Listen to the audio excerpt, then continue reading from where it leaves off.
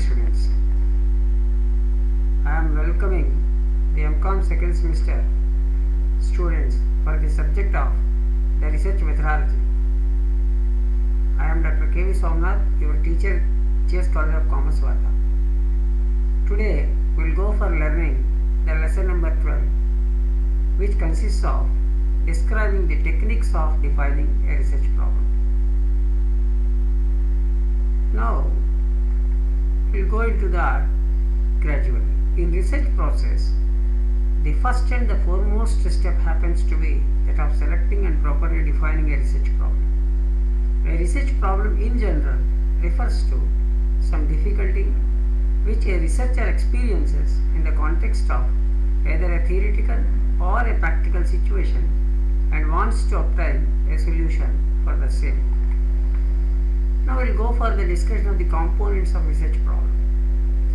Number 1, there must be an individual or a group which has some difficulty or the problem. Number 2, there must be some objective to be attained at. Number 3, there must be alternative means for obtaining the objective. That is, it means that there must be at least 2 means available or 2 opportunities available. The 4th one, there must remain some doubt in the mind of the researcher with regard to the selection of the alternatives.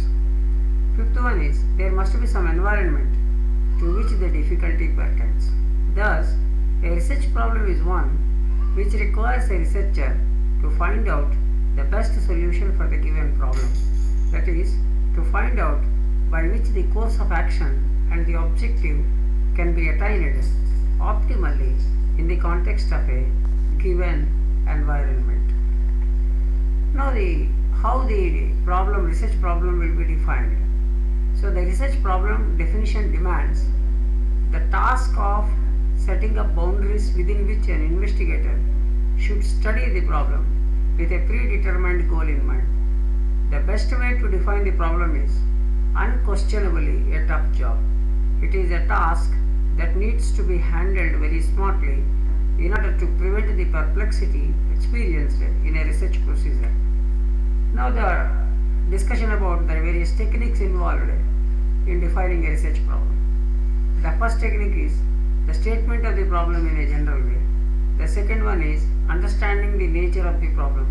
The third one is surveying the available literature. The fourth one is developing the ideas through discussions.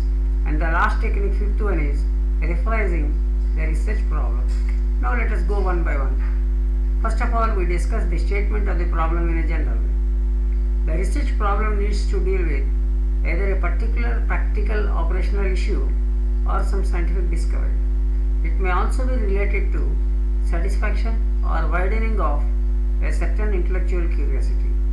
No matter what the subject of research, the problem definition should in general be at a logical level. For this reason, the investigator should involve himself thoroughly in the topic relating to which he wants to pose a problem. In the case of social research, it is considered a good idea to do some field observation, and as such, the investigator may take on some type of preliminary survey or what is known as pilot survey. The problem mentioned in a broad general way that could have numerous ambiguities that need to be fixed by cool thinking and rethinking about the same issue. While doing so, the feasibility of a specific alternative must be considered and the same should be kept in view while stating the problem. Now we will go for the second one, that is understanding the nature of the problem. The next step in defining the problem is that the investigator should be aware of the cause and character of the problem in clear terms via discussions and study of the environment within which the problem is to be solved. The third technique is surveying the available literature. All accessible literature in connection with the issue at hand must necessarily be surveyed and examined before a definition of the research problem is provided. It helps a professional to take a look at current dimensions in that specific area and results in enhancement of knowledge. The researcher will have to dedicate adequate time in examining of research previously carried out on relevant problems. It is performed to discover what data and other materials, if any, are readily available for operational purposes. Being aware of what data can be obtained often acts to narrow the problem itself in addition to the technique that may be employed. The fourth one is developing the ideas through discussions. What we say it as brainstorming sessions. It is called as experiential advice. Discussion related to a difficulty usually produces valuable information. People who have understanding or have rich experience in the area of research have turned out to be excellent sounding board for an investigator. Their suggestions and comment on research proposal help a researcher to get greater clarity and focus on his research topic. Chats with such people should not just be limited to the formulation of the particular problem at hand, but should also be related to the overall approach to the specific issue, techniques that could be used, feasible solutions, etc. Now the fifth technique is rephrasing the research problem. Quite often, a problem redefinition takes place when the steps mentioned above are carried out. Researcher often redefines a problem in a fashion that is more practical and logical for the conduct of the research in hand. This effort will also help with defining hypothesis. The following point should also be observed in the procedure of defining a research problem, apart from the earlier discussed techniques of defining the research problem. They are: number one, the researcher must clearly define the technical terms, words, phrases, etc., which are used in writing the or mentioning the research problem. Second one, the basic assumptions concerning the research problem must be clearly mentioned. That is what we feel as a hypothesis, what we call it as hypothesis. The criteria for the selection of the problem need to be clearly specified. This is the third technique what we can use.